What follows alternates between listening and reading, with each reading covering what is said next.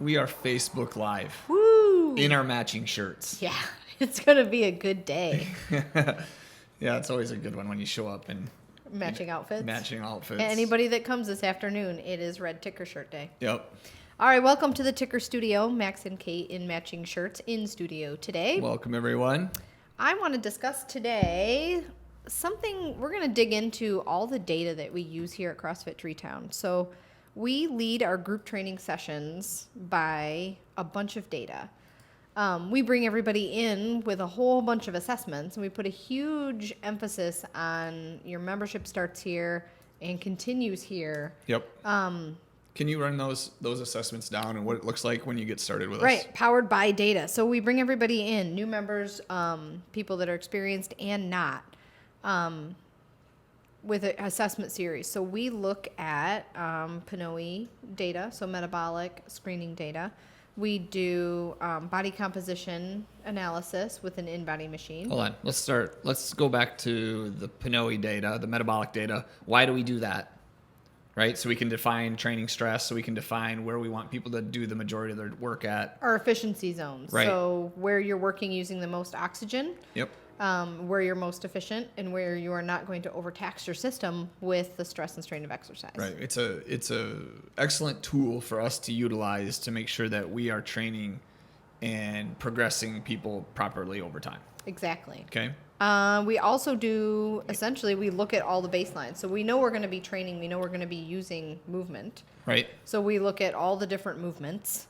Right. And Just we get baseline. examples like front squat, back squat, presses. Okay. We do a capacity test. Yep. Kind of get an idea of, what 3 minutes of hard work looks like. Okay. And then you followed Carrie around a little bit. This is a little bit more of a newer service that we're starting to offer with our physical therapists on staff, right? I think we call it a global movement screen. Cool. So I had an athlete come in and he did a PNOE. Great. We figured out where he was efficient. Mm-hmm. So we gave him training zones to train within. We did some basic strength and complex strength analysis. Yep. What can he squat? Right. Is he safe getting out into overhead position? And during that time, you noticed some inefficiencies in movement or struggles, right? Much like many of us, he had a really hard time getting his elbows through in that top rack position and had a hard time from sitting all day, engaging his glutes and hamstrings to get into a safe position for deadlift. Got it. So I suggested that he meet with Carrie, our physical therapist, and I sat in on the session and I watched her look at the body. She calls it a global movement screen. Okay. Of how you move. Awesome. We learned a ton. Yeah, you talked about that. It was fascinating. Right. I enjoyed so it was amazing. She looked at all the different points of his body. Do they work side by side, up and down together? And then we finally figured out, okay, so we have these issues. He had no glaring, imbalances or impingements or anything, but it was engagement, awareness. awareness. He still couldn't get into those positions. So then we broke down, a couple things of this is what you need to do. Awesome. Here's your stretching regime. Here is you get a box for squats until you can figure out how to fire these muscles. It was a way to give him some guidance on some efficiencies that he had and then ways to improve it, right? Absolutely. So again, just another opportunity for learning through the assessment process. Awesome. So this guy is going to now come into group fitness. He's got all this assessment data. He knows that he needs to squat to a box. He knows he needs to deadlift from some plates for a little while, and he knows what stretches he needs to do. Right. And So he's confident that his coaches are going to lead him through this. Got it. He's becoming a little more self-aware, right? It's making his training count. Right. So another cool thing about assessments is if you know where you start, it'll be really cool for him when he's like, geez, I remember when I needed to put the barbell on plates to deadlift because I couldn't hold that tension. Now I no longer need to do that. So good. It's cool. beyond, just I'm coming into the gym. I have no abs. Right. Oh, look, magic. I have abs. Right. We're breaking this down. Cool. So I kind of want to bring up the screen on the computer, and we're going to talk about, so we get you in, we get all this data, then what happens with it? How do we use all of the cool things that we tell you and advance them? Okay. What do you want to look at first? Let's look at PNOE first. Since you started with a PNOE. So we've got this data that we bring you in, and we figure out how efficient you are using oxygen while you train. Right. We can see how well you pull oxygen in and how stressful just sitting and breathing is. For some people, it's extremely stressful to sit on the bike. So this is the ramp-up test on a fan bike. Right. We don't need to really kind of dive into what all of this is, No. just other than the fact that through this and just by giving some guidance through all of this, we can define people's training zones. By right? heart rate. Yep. So we're looking at heart rate. We figure out at what specific heart rate you are most efficient moving. Right. And then you take that data and you go out into... And train and work and do what we prescribe and Yeah. what we've come up with based on this initial assessment. And then we pulled another one up, right, Kate, with kind of why it's important to be able to assess over time so you can Right. see change and improvement. And this is the same athlete just, a couple months later. And we're able to now, because this person has obviously made some advances in her training, and her ability to utilize oxygen or aerobic capacity has improved. Mm-hmm. So if we didn't reassess her and she stayed at this, we were going to slow her progress down. Absolutely. Right. So after some time of training, we reassess. Here she goes again. Let's just say this was a really, really great day. Sure. And we made her overreach and she regressed. Well, we can figure that out too. Bring up, Right. open up that self loops for this one right here. Okay. So this is I look at this data on the back end. So our athletes are out training and they're using their efficiency zones. And then every so often they may or may not say, I may notice as a coach, like, Sure. man, that guy's really struggling. Right. Or You can just see red-faced, hands on knees a lot. or they're, scaling weight or seems like they're really struggling on getting through workouts. We can come back, and athletes can do this too, and look at this data. And they can look and see. So you can see where this was. And our athletes will receive this report every day that they come into class, right? That's Right. So they know where they should be working heart rate wise. So this is an analysis of their heart rate across a training session. I don't know what this training session was, but it was clearly 5 sets of something. right. Now you can see that bottom line on that second part where he recovers to 108 and then he does some more work. And then he recovers to not 108. Where does he recover? 120. 117 a little bit. Does some more work. Yeah. And then you can see where his recovery is really coming up and up and up to the end where he's not really recovering at all in his Right. rest. You can see the general trend here in his recovery. So, and he's really not elevating his heart rate all that much more each time. He's just probably spending a little bit more time at a higher elevated heart rate.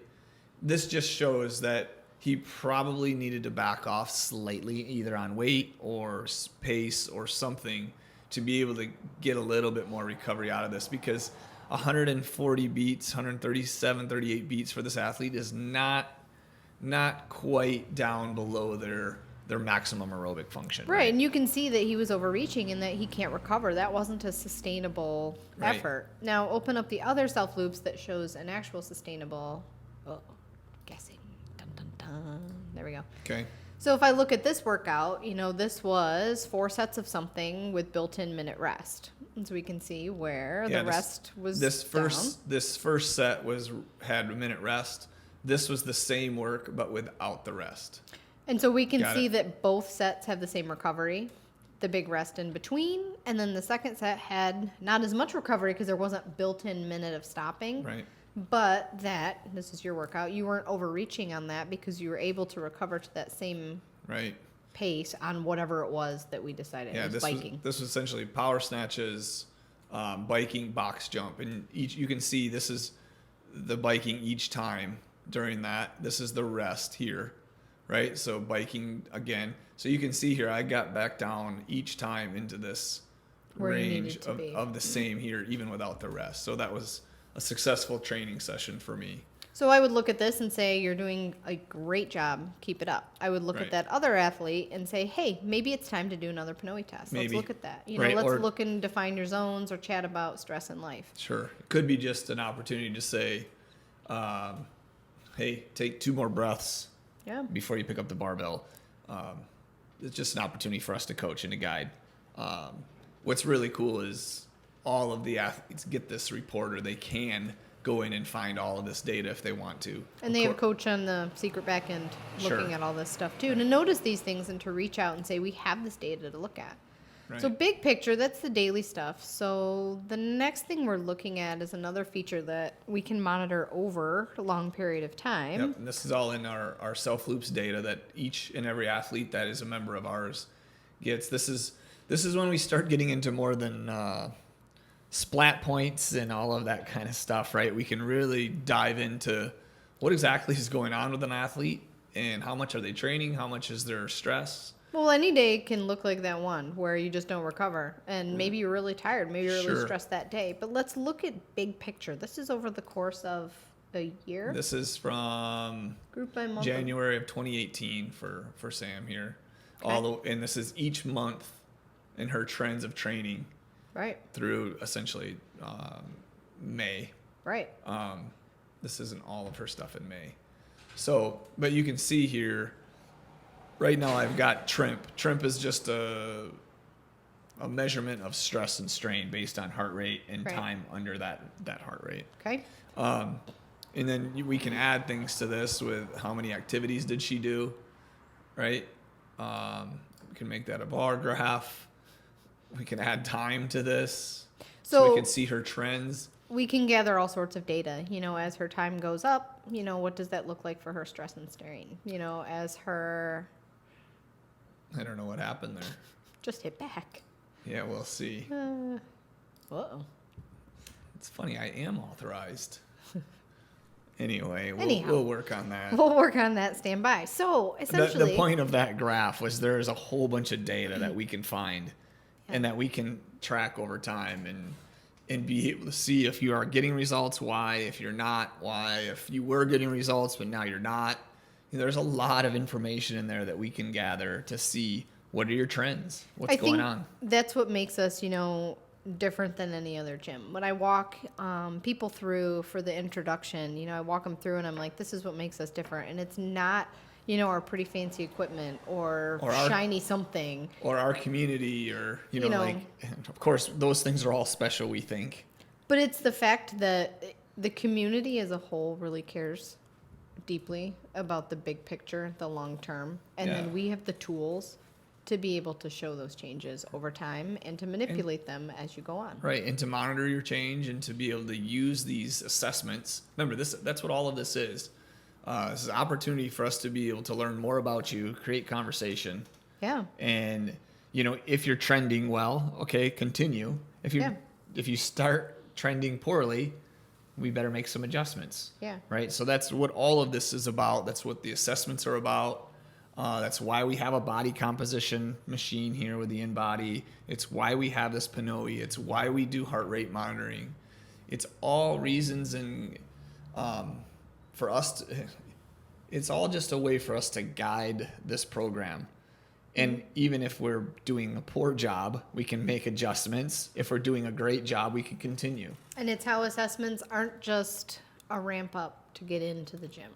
Right. That our members, our current members, we brought Adam up earlier. He's a frequent retester. Yes. Yeah. So you can use and make all the data count for you, for your life and your health, and Right. then make your training count too. And it's important for people to understand when you're first starting your fitness program and your health journey, assessing often is fun because you make changes rapidly.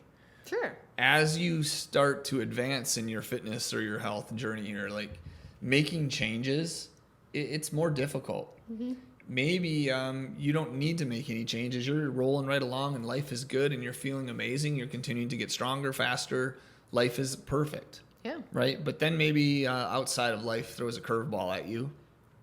And all of a sudden, that same training load that you found perfect and fun now is too much. It's stressful on your right? body. Your wife had a baby. You no longer sleep as well. Yeah. Food isn't quite as organized as it used to. New job, you're sitting a Yeah. bunch. So all those things are at all of these tools are at our disposal to help guide and monitor those changes and help you grow. All right, I'm gonna start rambling. We better stop this. Yeah, if you want to ramble with us, come on in. Yeah, we start all of our new members with an assessment series here at CrossFit Treetown, as well as part of our ticker programming. We've got a few Pinoes burning a hole in our pockets right now that we want to send out. Yeah. If you're interested in having us coach you online, remotely, wherever you are, we can do that. We'll send you a Pinoe. It's part of our program. We'd love to start assessing you and all the judging. Yeah, making your training count. All right. Thanks, Kate. Yeah, Cool shirt. it's a good shirt.